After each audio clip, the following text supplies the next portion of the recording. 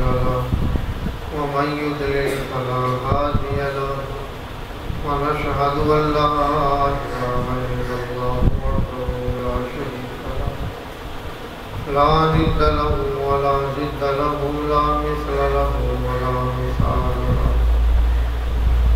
ونشهد أن سيدنا وحبيبنا وحبيب ربنا وطبيبنا وطبيب قلوبنا ومأواه مرجعنا محمدا عبده ورسوله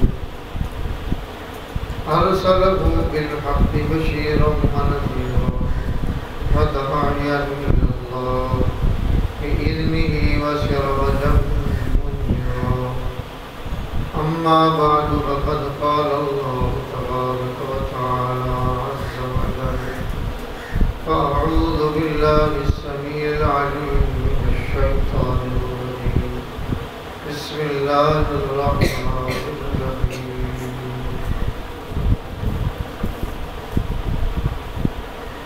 سبحان الذي يسرى بعبده ليلا من المسجد الحرام إلى المسجد الأقصى الذي باركنا حوله لنريه من آياتنا إنه هو السميع البصير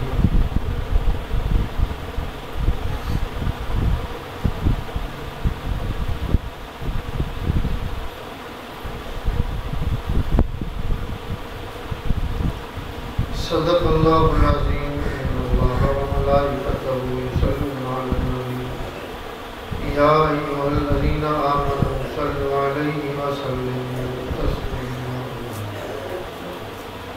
اللهم صل على سيدنا ومولانا محمد وعلى آل سيدنا ومولانا محمد وبارك وسلم عدد ما خلق من شيء اللهم صل على سيدنا ومولانا محمد وعلى آل سيدنا ومولانا محمد وبارك وسلم عدد ما خلق من شيء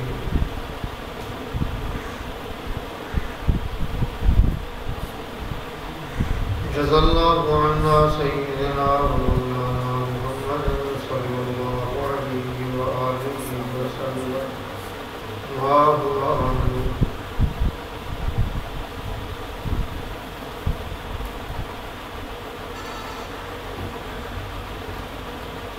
سبحان الذي أسرى بعبده ليلا سبحان پاک ہے الذی وہ ذات جو اسرا اپنے بندے کو اسرا لے گئی بعبدہ اپنے بندے کو لیلا رات من المسجد الحرام مسجد حرام سے الی المسجد الاقصی مسجد اقصی تک الذی بارکنا حولہ لنریہ من آیاتنا الذی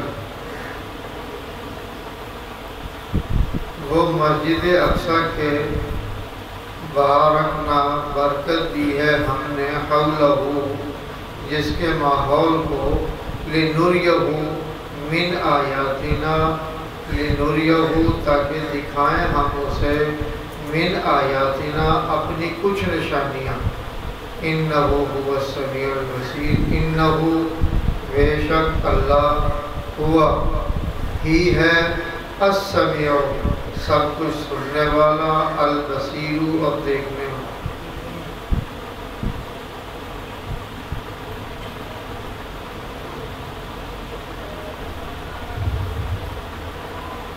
رجب کا مہینہ گزر چکا شعبان المعظم ابتدائی عشرے میں ہے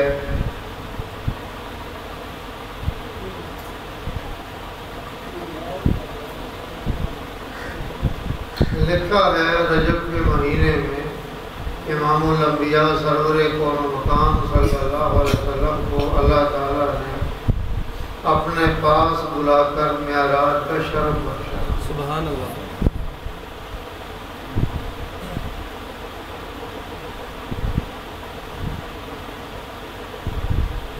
اور یہ ایسا اعزاز، ایسی اللہ کی مہربانی، ایسا کرم ہے، ایسی نظر عنایت ہے امام الانبیاء صلی اللہ علیہ وسلم کی ذات گرامی پر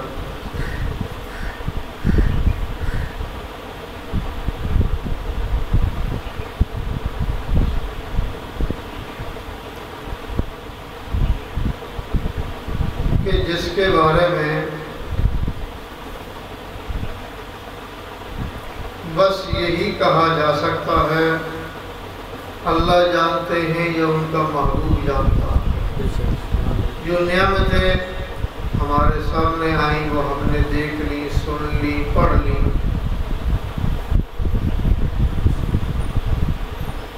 جو اللہ اور محبوب کے درمیان میں راز تھے،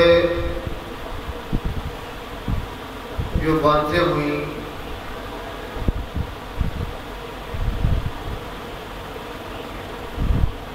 جس کی امت متحمل تھی، جتنے کی ضرورت تھی اتنی باتیں بتا دی گئیں، باقی کو امام الانبیاء صلی اللہ علیہ وسلم نے رازگی میں رکھا۔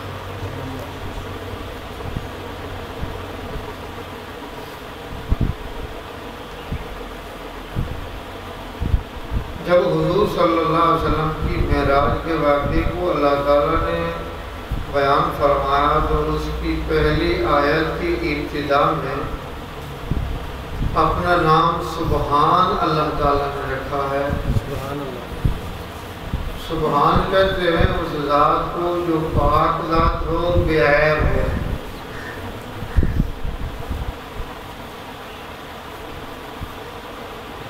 لا محالہ جب امام الانبیاء صلی اللہ علیہ وسلم نے معراج کا ذکر فرمایا تو اس کے مقابلے میں سوچنے بھی کام کرنا تھا، سوالات میں بھی اٹھنا تھا۔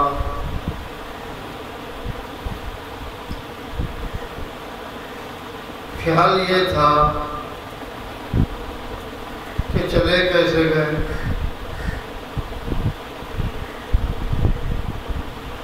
انسان کا جانا محال ہے۔ امام الانبیاء صلی اللہ علیہ وسلم انسانوں میں انسانوں کے سردار ہیں، چلے کیسے گئے؟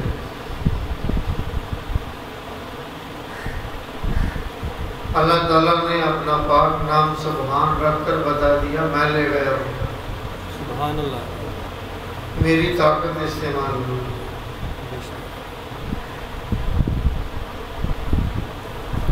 مخالفین کی نظر امام الانبیاء سرور کون و مکان صلی اللہ علیہ وسلم کی ذات گرامی پر تھی کہ وہ چلے کیسے گئے۔ اللہ تعالیٰ بتانا یہ چاہتے تھے میں لے گیا ہوں، اور یہی عقیدہ ہے، یہی مذہب ہے، یہی ہونا چاہیے جو قرآن نے بتایا۔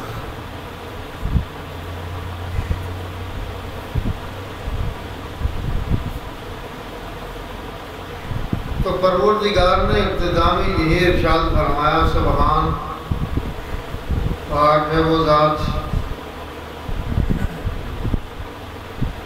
الذی اسری بعبدہ، جس نے سیر کروائی اپنے بندے کو۔ امام الانبیاء سرور کون و مکان صلی اللہ علیہ وسلم کو سیر کرواتے میں اللہ تعالیٰ نے یہ ارشاد نہیں فرمایا اسری بنورہ، ہم نے سیر کروائی نور کو۔ کیوں؟ نور کا جانا تو محال نہیں، نور تو روز آتا جاتا، فرشتے روز آتے جاتے۔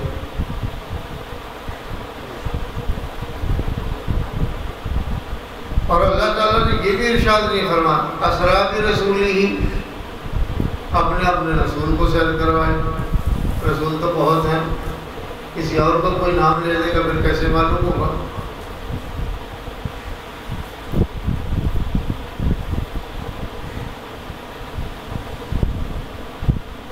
تو پروردگار نے ارشاد فرمایا اسری بعبدہ، ہم نے اپنے بندے کو سیر کروایا۔ سبحان اللہ۔ بندہ کامل ہونا ایک نعمت عظمیٰ ہے، ایک شرف عظیم ہے، ایک کمال عظیم ہے، جس کا اظہار اللہ تعالیٰ نے یہاں ارشاد فرمایا۔ قرآن میں دیکھیں، حدیث میں دیکھیں، اس کی تائید ہوتی چلی جائے گی۔ اس کی ایک چھوٹی مثال میں آپ کو جب آپ نماز پڑھتے ہیں، اتحیات میں بیٹھتے ہیں تو کیا کرتے ہیں؟ اشہد ان لا الہ الا اللہ، آگے کیا پڑھتے ہیں؟ اشہد ان محمدا عبدہ و رسولہ، کیا کہتے ہیں؟ عبدہ و رسولہ۔ تو پہلے کیا کہا؟ اشہد ان محمدا، یعنی ہم شہادت دیتے ہیں محمد صلی اللہ علیہ وسلم کی عبدہ، وہ اللہ کے بندے کامل ہیں، ورسولہ، اور وہ رسول بھی کامل ہے۔ سبحان اللہ، بے شک۔ اگر کوئی صرف اتنا کہہ دے محمد عبدہ، بس اتنا میرے لیے کافی ہے، جیسے کہ بعض مولوی عبدیت کا ذکر کرتے ہیں، رسالت کا کرنا مشکل ہو جاتا ہے۔ رسالت کا ذکر کرتے ہیں، آپ کی نورانیت کا ذکر کرنا انہیں محال معلوم ہوتا ہے۔ رسول ہوگا نور کے ساتھ ہی ہوگا نا، بے شک۔ رسول کے پاس جو رسالت ہے یہ نور ہی ہے، اور کیا ہے؟ نور نہیں ہے۔ تو اگر نبی کے پاس نور نہ ہو تو پھر نور نبوت بھی نہ ہوگا، معاذ اللہ، پھر نور نبوت نہ ہوگا، امت کی تربیت کس طرح کریں؟ بتائیں گے کیسے؟ جب آگے چلنے والا قائد، رہبر و رہنما ہی کچھ نہیں دیکھ رہا، کچھ اسے دکھائی نہیں دے رہا، وہ پوری امت کو لے جا کہاں سکتا، پہنچے گا کہاں نہیں؟ ایک بات اگلی بھی یاد رکھو، بعض لوگ بعبدہ سے اپنے آپ پر تصور کر لیتے ہیں، ہم بھی بندے ہیں، اس کا مطلب حضور صلی اللہ علیہ وسلم ہمارے جیسے بندے نہیں بھائی، ایسی بات نہیں، بندے بندے میں فرق۔ حضرت یوسف علیہ السلام کا واقعہ اللہ تعالیٰ نے قرآن سورہ یوسف میں بیان کیا۔ زلیخا پر جب زیادہ ہاتھ اٹھے اور ہر طرف سے آوازیں کسے گئے، اس نے اپنی سہیلیوں کو بلایا، کہنے لگی آؤ تو صحیح، میں تمہیں وہ دکھاتی ہوں جس کو میں دل دے بیٹھی ہوں، آ جاؤ۔ وہ سہیلیاں بھی جمع ہو گئیں، تو سیدنا حضرت یوسف علیہ السلام کو دیکھنے لگی، تو قرآن نے اس کا نقشہ کھینچا، فَلَمَّا رَأَيْنَهُ أَكْبَرْنَهُ وَقَطَّعْنَا أَيْدِيَهُنَّ وَقُلْنَا حَاشَا لِلَّهِ مَا هَٰذَا بَشَرٌ۔ باقی زلیخا کا انتخاب تو بڑا جاندار ہے۔ زلیخا نے جس کو اپنا دل ربا چنا ہے، جس کو اپنا دل دے بیٹھی ہے، وہ تو باقی حسن کی ایک کان ہے،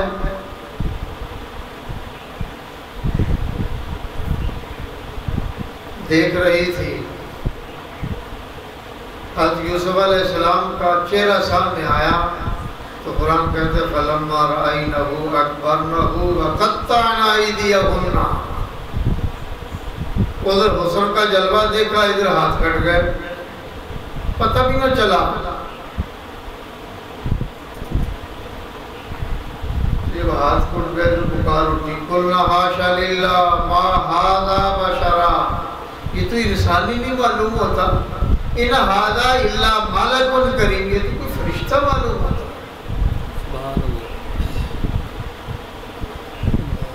انسان معلوم نہیں ہوتا، یہ تو فرشتہ معلوم ہوتا ہے۔ کیوں کیا لایا؟ انہوں نے بشر سمجھ لیا اپنے آپ کو، چوری کرے تو بشر، ڈاکہ مارے تو بشر، لڑائی لڑے تو بشر، زمین پر قبضہ کرے تو بشر، بھائیوں کا حق کھا جائے تو بشر، برادری کو لوٹ کر کھا جائے تو بشر، عورتوں پر ہاتھ اٹھائے تو بشر، انسانوں سے لڑتا پھرے، سب کے سر پھاڑتا پھرے تب بشر۔ معلوم ہے جہاں تو کوئی صفت معلوم نہیں ہوتی، یہاں تو حسن کے جلوے دکھائی دیتے۔ ان ھذا الا ملک کریم، یہ تو کوئی بڑا ہی باعزت بڑا ہی کریم قسم کا فرشتہ نظر آتا ہے، انسانیت والی تو کوئی بات نہیں ہے۔ پھر ان کا خیال یہ تھا انسان ہو عورت کی طرف نہ دیکھے، انسان ہو عورت بلائے وہ وہاں نہ جائے۔ حضرت یوسف علیہ السلام نے ہاتھ نہیں اٹھایا، نہیں گئے اس کی طرف۔ اب انسانیت کا تصور جو تھا، انسانیت کا جو خیال تھا، وہ اپنے سراپے پر پورا کرنے لگے۔ ہم انسان ہم ایسے، ہم انسان ہم ایسے، ہم انسان ہم ایسے، ہم بشر ہم ایسے۔ معلوم ہوا انسانیت کا تصور ان کے نزدیک یہ تھا کہ انسانیت سراپا خطا ہے۔ الگ ہی بات ہے، انسانیت سراپا خطا نہیں ہے۔ انسانیت تو اس کو انسانیت کہتے ہیں جس کا پسینہ گرے اور فرشتے اس سے وضو کر رہے ہیں، سبحان اللہ، اس کو انسان کہتے ہیں۔ جس انسانیت کی نسبت عبدیت کی نسبت انبیاء علیہ السلام کی طرف کی گئی ہے، یا یہاں امام الانبیاء سرور کون و مقام صلی اللہ علیہ وسلم کی ذات گرامی کی طرف کی گئی ہے، وہ انسانیت ایسی ہے جس کے کمالات کے سامنے فرشتے سر رکھو ہیں، حیرت زدہ ہیں۔ اگر نوری بلند ہوتا، قرآن مجید یہاں فرما دیتا، ارشاد ربانی ہو جاتا، اسرابی نوری ہی، ہم نے سیر کروائی نور کو، ابد کی تو بات ہی نہیں، تو پھر جبرائیل تو بیچارہ پریشان نہ ہوتا۔ کیوں؟ وہ جب سدرۃ المنتہا پر پہنچا، اس کی انتہا ہو گئی، اس نے کہا یا رسول اللہ آپ جانے اور اللہ جانے، میں آگے نہیں بڑھ سکتا۔ اور اکابر نے بڑی خوب یہاں بات لکھی، گر یکسر موئے پر تر پرم، فروغ تجلہ بسوزت پرم۔ ذرا سا بھی بڑھ گیا نا، بال برابر بھی میں آگے ہو گیا، بس میں تو خاک ہو جاؤں گا، میری تو ہر چیز جل کر راکھ ہو جائے گی، میں تو رہوں گا ہی نہیں۔ اگر اللہ نوری فرماتے تو بھی نوریوں کو سردار تو پیچھے رہ گیا، تو آمنہ کے لال آگے چلے گئے صلی اللہ علیہ وآلہ وسلم۔ معلوم ہوا عبد آگے ہے، نور پیچھے ہے۔ بے شک، سبحان اللہ، اللہ اکبر۔ تو ابتدا میں کیا ارشاد فرمایا؟ کفار کس بات پر خیال کر رہے تھے؟ ان کا گمان کیا تھا؟ ان کا گمان یہ تھا، کہتا ہے میں انسان ہوں، برادری کے اعتبار سے ہماری خاندان کا ہے، ہمارے قبائل کے ساتھ اس کا قبیلہ ملتا ہے، مگر یہ کہتا میں تو آسمانوں کی سیر بھی کر آیا ہوں۔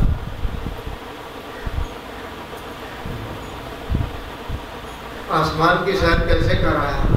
بات سمجھ میں نہیں آتی۔ انسان ہے، عبد ہے، بندہ ہے، پھر آسمانوں کی سیر نہیں کر سکتا۔ اور قیاس کس پر کیا؟ اپنے آپ پر۔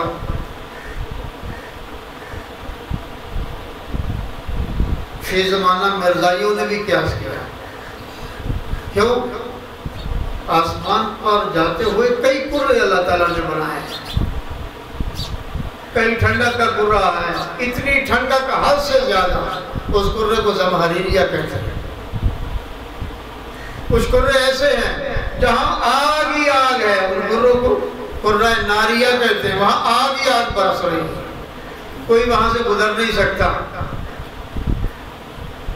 مرزائیت نے بھی اسی سے استدلال کیا، انہوں نے کہا یہ جو کہتے ہیں نا جسم سمیت حضور صلی اللہ علیہ وسلم معراج پر گئے تھے، عرش پر چلے گئے، اللہ کے پاس بیٹھے رہے، باتیں کرتے رہے، انہوں نے کہا زمہریریہ وہاں موجود ہے قرہ، اس میں ٹھنڈک اتنی ہے وہ برف بنا چھوڑتا۔ ہمارے علماء نے جواب دیا فرشتے روز آتے جاتے ہیں، وہ قرہ ناریہ سے بھی گزرتے ہیں، قرہ زمہریریہ سے بھی گزرتے ہیں، نہ جل کر راکھ ہوئے، نہ ٹھنڈک نے ان کا کچھ بگاڑا۔ ممکن ہے کوئی یہ کہے وہ تو فرشتہ تھا، ہو سکتا ہے چلا گیا ہو، طاقت کی بنیاد پر آ گیا ہو